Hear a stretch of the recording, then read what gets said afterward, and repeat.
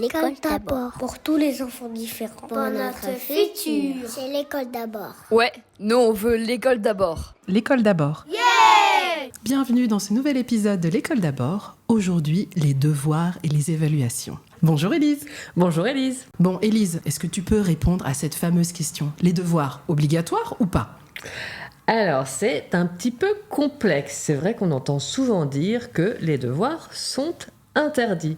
Et ça remonte à une très ancienne loi, la loi de 1956, qui effectivement a supprimé les devoirs à la maison. Mais le souci, c'est que cette loi, elle a été abrogée et qu'en réalité, à ce jour, il n'y a pas vraiment eu de nouvelle loi très précise sur les devoirs, si ce n'est quand même qu'il y a quelque chose à différencier. Il faut différencier les devoirs donnés à l'oral du travail écrit. C'est quoi un devoir donné à l'oral? Tu peux donner des exemples un peu? Par exemple, en CP, c'est quoi un devoir oral?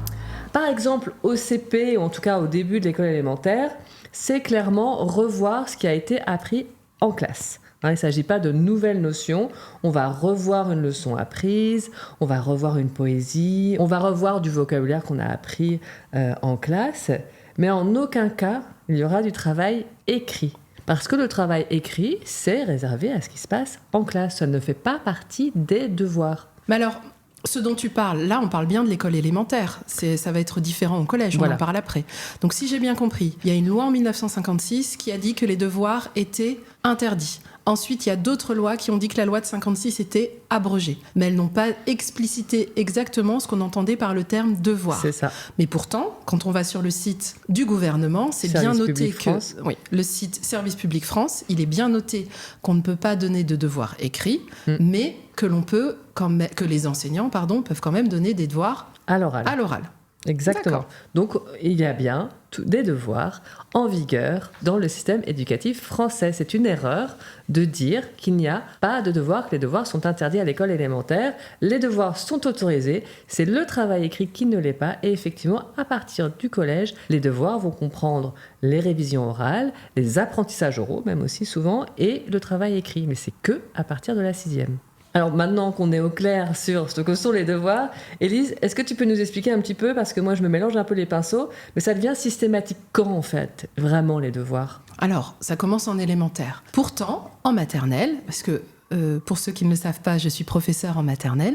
En maternelle, lors de la réunion de rentrée, certains parents nous disent « Mais qu'est-ce qu'on peut faire à la maison ?» Parce qu'il a envie de faire des devoirs comme son grand frère, comme sa grande sœur. Il a envie d'écrire, d'avoir un cahier comme lui. Alors, moi, j'explique aux parents qu'il est important de temporiser. Et puis que alors, c'est très bien que l'enfant soit enthousiaste, qu'il ait envie, mais il faut toujours être en cohérence avec le professeur. Donc, notamment en grande section, il y a certains enfants qui ont envie d'apprendre l'écriture en attaché ou l'écriture cursive. Je dis toujours aux parents, venez me voir, moi je vais vous expliquer la façon dont je l'enseigne en classe et si vous voulez, vous pouvez faire le lien à la maison. Mais c'est vraiment important d'être cohérent par rapport au professeur. Toujours est-il qu'en petite section, ce qu'on appelle, si vous voulez vraiment vous amuser à faire des devoirs, ce qui est très important, en fait, ça va être très simple, c'est vous allez parler avec votre enfant. Et quand je dis parler, c'est pas va ranger ta chambre, va prendre ta douche. Est-ce que tu as pensé à prendre ton pyjama et préparer tes affaires pour demain? Non, c'est vraiment avoir une conversation avec lui. Lire un livre. Si vous n'avez pas envie de lire, racontez une histoire. Juste racontez votre journée, quelque chose qui vous a plu dans votre journée. Ça peut être un jeu entre vous. C'est vraiment prendre un temps de qualité avec votre enfant et juste l'écouter. Mais l'écouter vraiment. Juste vous poser, c'est difficile, je sais, mais 5 minutes et parler. Pourquoi j'insiste sur le langage et sur le fait de parler avec votre enfant? C'est parce qu'il y a de nombreuses études qui ont montré qu'à l'entrée en maternelle à 3 ans, il y a déjà un écart. Alors, je ne me souviens plus du nombre de mots, mais c'est hallucinant. Je pense que c'est des milliers de mots et je pense que je suis en dessous. Il y a un écart entre le nombre de mots qu'un enfant de 3 ans connaît, entre un enfant qui va parler avec ses parents, avec son entourage, et un enfant qui ne va pas parler avec ses parents, avec son entourage, tous les jours, et qui ne va pas investir et réinvestir le vocabulaire qu'il entend. Dès le début, il va y avoir un déséquilibre entre ceux qui ont l'habitude de parler, ceux qui connaissent des mots, et parce que ces enfants-là, ils vont comprendre tout de suite les histoires, ils vont comprendre quand le professeur leur parle. Ils ont déjà une culture scolaire. Donc ils partent avec un avantage, ceux-là. Ils partent avec un avantage. Et alors, bien que nous, on va s'atteler justement à réduire cette inégalité, on ne pourra pas la réduire tout seul. On a vraiment besoin de vous, et il faut vraiment que vous en preniez conscience de ça. Le langage, c'est la clé. Tu m'avais parlé des albums éco. Tu peux refaire un petit point là-dessus parce que je ne maîtrise pas très bien. C'est vrai que quand on entend album éco, ça fait un peu jargon de l'éducation nationale. C'est un ancien instituteur, Philippe Boisseau, qui maintenant est vraiment reconnu par la profession, qui a inventé ce terme. Et c'est pour expliquer tout simplement et pour décrire ce que l'on fait lorsque l'on fait parler un enfant, lorsque l'on demande à un enfant de parler sur une photo. Donc on peut appeler ça, j'ai une collègue qui appelle ça les photos qui parlent. Donc vous prenez une photo de l'enfant en situation, vous lui demandez de décrire cette photo. Donc en petite section, ça peut être moi sauter au début, ou et sauter. Et vous, à partir de ce que l'enfant a produit et à partir des objectifs que vous êtes fixés, des objectifs langagiers, donc ça peut être au niveau des pronoms, ça peut être au niveau des temps, etc., vous allez réécrire la phrase en dessous et vous allez dire, oui, alors vous parlez à la place de l'enfant, je suis en train de sauter, ou je saute sur un trampoline, etc., etc. Et cette phrase, vous allez lui répéter pour qu'il s'entraîne à la répéter. Et cet album constitué avec toutes les photos et toutes les phrases, l'enfant va pouvoir l'emporter à la maison, cet album. Pour les familles allophones, vous pouvez vous enregistrer en train de dire ces phrases. Ainsi, les familles vont pouvoir écouter à la maison et l'enfant va pouvoir s'entraîner et répéter. Donc voilà. Donc langage en maternelle. Et jeu. N'hésitez pas à jouer avec votre enfant. Ça lui apprend beaucoup de choses. Et ça, on l'a dit dans d'autres épisodes, notamment celui consacré à la rentrée à l'école maternelle. Il est très, très, très important de jouer avec votre enfant. Et à partir de l'élémentaire, donc j'imagine que les devoirs commencent, on continue aussi évidemment à jouer avec les enfants. Mais c'est là vraiment qu'on commence à donner des devoirs ? Et oui, en CP, on a le cartable, on a les cahiers et on a les devoirs du soir. Donc votre enfant va entrer et effectivement, il va avoir des devoirs. Quand on entend devoir, en CP, ça va être surtout de la lecture, c'est normal. Donc le soir, votre enfant va rentrer avec son cartable, avec ses devoirs, et vous allez pouvoir revoir avec lui les sons qu'il aura appris dans la journée et les syllabes qu'il aura appris à lire dans la journée. Comme disait Elise tout à l'heure, c'est un travail de révision. Ce ne sont pas des choses nouvelles, il les a déjà vues en classe. Lors de la réunion de rentrée de ma fille, son professeur nous a bien expliqué. Donc là, moi, j'étais en tant que parent. Et son professeur nous a dit, écoutez, les devoirs, on sait que les devoirs écrits ne sont pas obligatoires. Toutefois, la lecture, c'est vraiment important que vous la fassiez avec votre enfant. C'est pour que vous puissiez suivre votre enfant dans ses apprentissages. Son professeur de CP, donc le professeur de ma fille, nous a bien dit, si ça devient conflictuel, vous arrêtez, vous venez nous voir. Il ne faut pas que le moment de devoir soit un moment de conflit. Ça, on va pouvoir en parler ensemble, en parler avec votre enfant. C'est vraiment pour que vous ayez un œil sur ce qu'il fait et pour avoir un moment d'échange et de partage avec votre enfant. Certains professeurs donnent du travail écrit dès le CP. Ça va être par exemple des petites additions, donc 2 + 3, 5 + 2, comme on l'a vu tout à l'heure. Ces devoirs écrits ne sont normalement pas autorisés. Après, on peut, dans la logique de ce qu'on disait tout à l'heure, dire que ça vous permet de voir un petit peu ce que fait votre enfant en classe. Si vous n'avez pas le temps de les faire, le professeur ne pourra pas sanctionner votre enfant pour ça, puisque les devoirs écrits ne sont pas obligatoires. C'est vraiment, il faut considérer ce moment de devoir comme un moment de partage. Et il ne faut pas que ça dure trop longtemps, ça doit être 1/4 d'heure, normalement en CP. Ce moment d'échange et de partage, c'est l'une des raisons invoquées par les professeurs qui donnent des devoirs écrits en plus des devoirs oraux à la maison. Certains professeurs, notamment pour les classes plus grandes, donc CE1, CE2, CM1, CM2, disent que cela permet de réinvestir ce que les enfants ont fait dans la journée. Bon, ça s'entend plus ou moins parce qu'après une journée de 6 heures d'école, moi je trouve que c'est un peu difficile parfois de se remettre dans le bain. Mais bon. C'est vrai que ça vous permet de voir où en est votre enfant. Ça permet, alors ce qu'on entend aussi comme argument, c'est qu'en CM1, CM2, ça permet de les préparer au collège. Et puis certains professeurs disent qu'ils sont presque obligés de donner des devoirs écrits parce que sinon, les parents eux-mêmes donnent des devoirs à leurs enfants, achètent des cahiers d'activités qui ne sont pas forcément adaptés à ce qui est fait en classe. Donc, c'est un peu le serpent qui se mord la queue. Certains professeurs se retrouvent obligés de donner des devoirs écrits parce que sinon, les parents en donnent à la maison qui ne sont pas adaptés. C'est vrai qu'il y a une vraie pression des parents au niveau des devoirs quand même, il faut en avoir conscience. Effectivement, c'est ça. C'est que ce n'est pas tant la pression des professeurs que la pression des parents. Il y a même des réputations de professeurs qui donnent trop de devoirs, pas assez de devoirs. Voilà ce qu'il en est pour l'élémentaire. Et je te passe la parole, Élise, parce qu'au collège, ça se passe comment ? Tiens, un enfant qui est au collège, tu vas pouvoir nous en parler un peu plus. Tout à fait. J'ai un fils, effectivement, qui est en 4e. Alors, c'est vrai qu'à partir de la 6e, il y a quand même un grand changement qui s'opère. C'est un peu brutal quand même, hein, moi, je trouve, pour les élèves. Parce que rappelez-vous qu'à partir du collège, donc, ils ont des professeurs pour chaque matière. Eh bien, chacun de ces professeurs va donner des devoirs et donc aussi maintenant des devoirs écrits qui sont autorisés à partir de la 6e. Si votre enfant était dans une école élémentaire où les devoirs étaient bien que des répétitions, des révisions à l'oral de ce qui est vu en classe, il peut y avoir un petit choc effectivement à partir de la 6e et on pourrait aussi se dire finalement donc c'était une bonne idée de donner des devoirs à l'école élémentaire. Moi je pense que c'est plutôt l'inverse qu'il faudrait faire, c'est-à-dire quand même que ce soit plus adapté cette arrivée en 6e et que les devoirs ne soient pas d'un coup extrêmement importants parce que ça peut quand même un peu effrayer les enfants, les élèves et parfois même créer jusqu'à de la phobie scolaire. Donc moi je mettrais quand même un bémol sur ce qui se passe à partir de la 6e, mais toujours est-il qu'effectivement, il y a quand même vraiment besoin de cette répétition de ce qui est vu en classe à la maison, mais aussi ce qu'on peut remarquer, c'est que les inégalités vont se creuser. Parce que qui est capable, vous, parents qui nous écoutez aujourd'hui, de se souvenir du théorème de Pythagore ou de Thalès, de faire des équations à une inconnue, de se rappeler des règles concernant les aires d'un triangle isocèle. Ça sent le vécu, là. Exactement. Alors, ceci dit, on s'y replonge. On finit nous-mêmes par se souvenir effectivement de nos apprentissages, mais pour des familles qui ont arrêté tôt leurs études, qui n'ont pas le bagage nécessaire pour aider leurs enfants. Et pas le temps.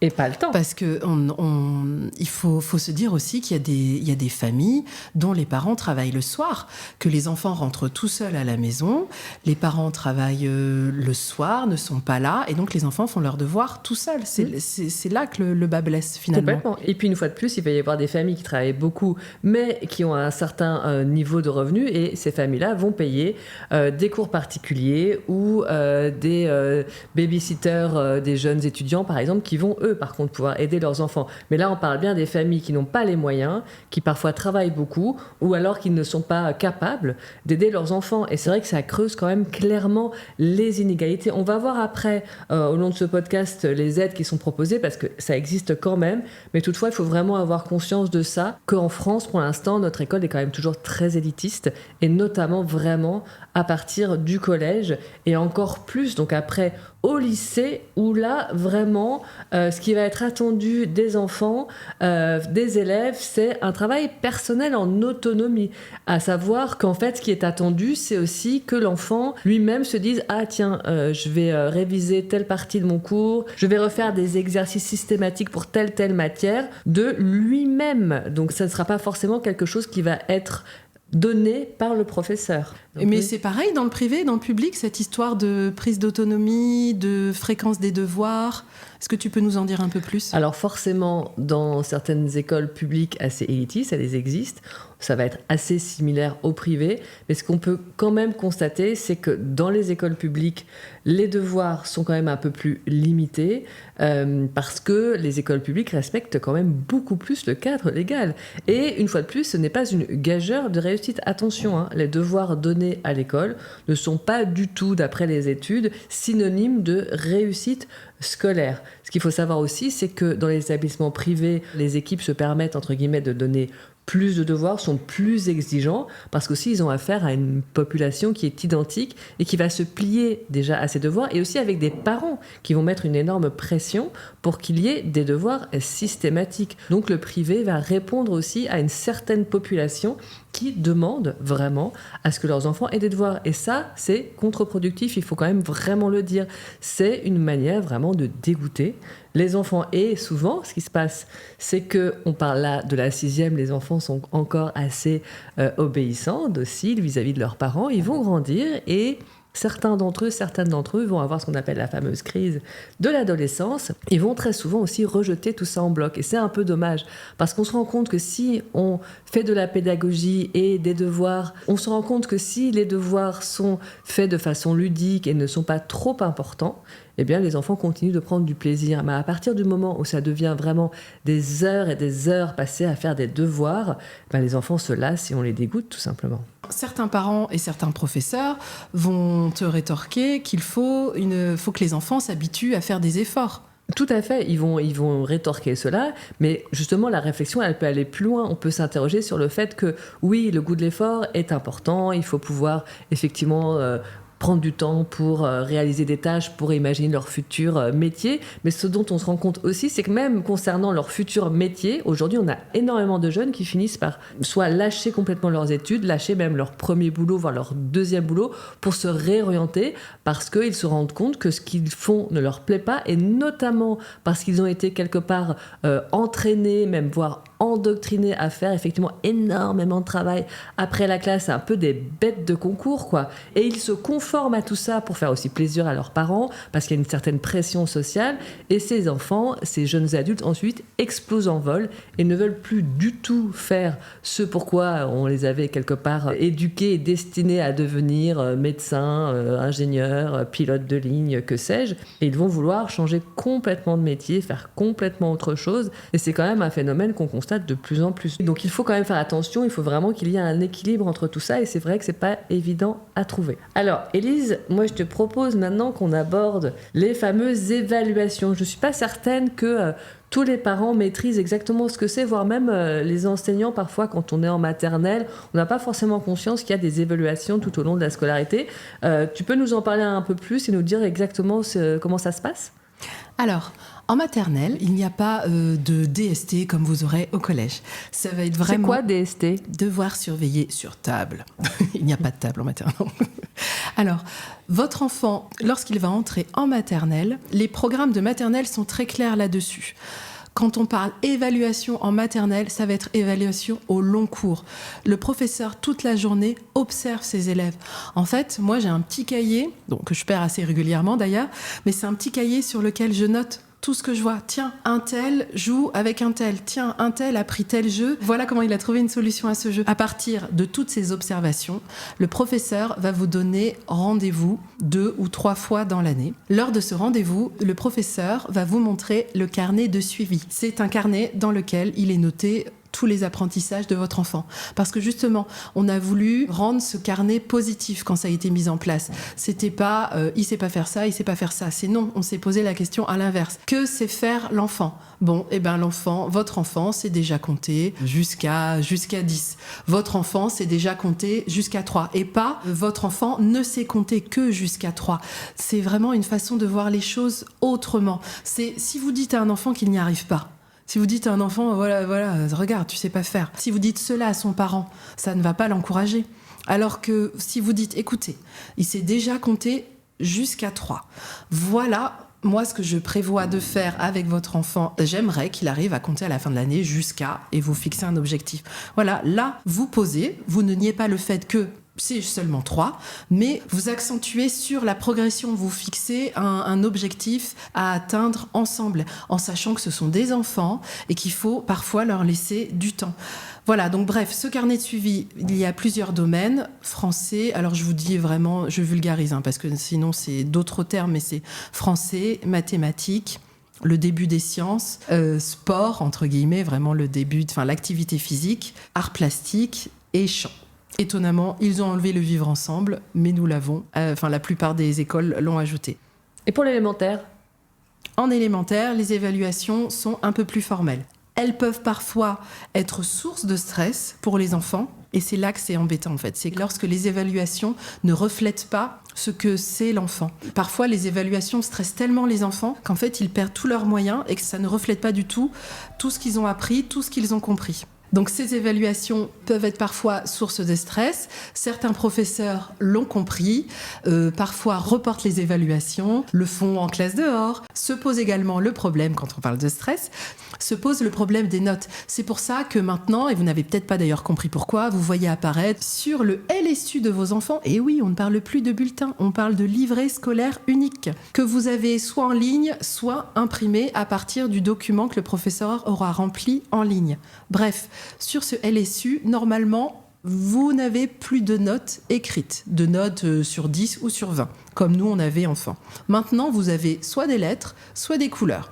Les lettres, ça va être A pour acquis, EA pour en cours d'acquisition, NA pour non acquis. Bref, de toute façon, vous avez toujours en bas du document l'explication qui correspond à l'acronyme. Pourquoi est-ce qu'on a choisi de mettre des lettres ou des couleurs ? C'est parce que justement, on a trouvé que c'était trop source de pression et que ça n'expliquait pas vraiment ce que l'enfant savait faire ou pas. Avoir 13, 14, on a trouvé que c'était pas un indicateur assez fin pour l'enfant et ça ne permettait pas de savoir ce qu'il avait compris ou pas.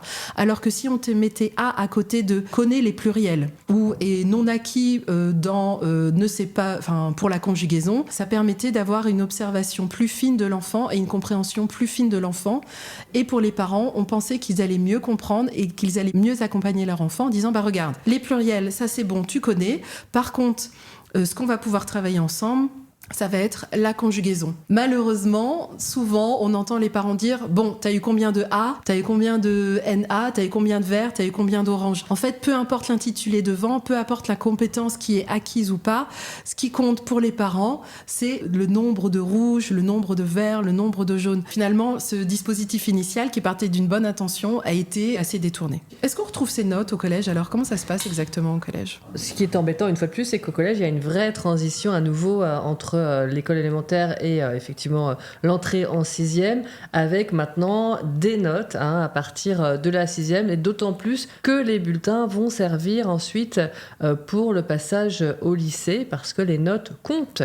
Et donc il y a quand même une sacrée pression sur les collégiens au niveau des notes. Il y a même, je trouve, une mise en concurrence aussi en fonction des appréciations, parce que selon effectivement la moyenne, il va y avoir des appréciations qui vont jusqu'aux vives félicitations. Donc à partir du collège, effectivement, on a ces fameux devoirs sur table qui deviennent systématiques et qui préparent quelque part forcément au BEPC qui aura lieu en fin de 3e. Et effectivement, ça les prépare aussi ensuite à arriver au lycée où là, on va préparer évidemment le baccalauréat et donc il va y avoir les fameuses épreuves du bac blanc, il va y avoir aussi une préparation pour Parcoursup. Donc au lycée, ce sont les notes à partir de la première et le premier trimestre de la terminale qui vont compter pour l'inscription sur Parcoursup. Et il faut savoir que ensuite, pour les études supérieures, selon la filière choisie, il va y avoir encore et toujours des notes. Ça peut être des partiels à l'université, ça peut être du contrôle continu en prépa, ça va être des notes aussi en faculté de médecine. Voilà, ça ne s'arrête pas avec le bac. Est-ce que tu veux nous faire une petite conclusion sur tout ça, Élise ? Arrêtons les devoirs. C'est mal. Bien entendu, on ne remet pas en cause l'existence des devoirs et des évaluations. Mais on a voulu avec vous se poser la question aujourd'hui de leur gestion. Elle doit être équilibrée pour ne pas générer du stress et surtout accentuer les inégalités entre enfants. Eh bien, je trouve que c'est une très bonne conclusion. Nous arrivons à la fin de cet épisode de l'École d'abord. Merci à tous de nous avoir écoutés. Et puis, on vous rappelle que vous pouvez nous retrouver sur nos réseaux sociaux, Insta, TikTok, @lesélises. Et surtout, laissez-nous un petit commentaire sous notre podcast si celui-ci vous a plu. À bientôt. À bientôt.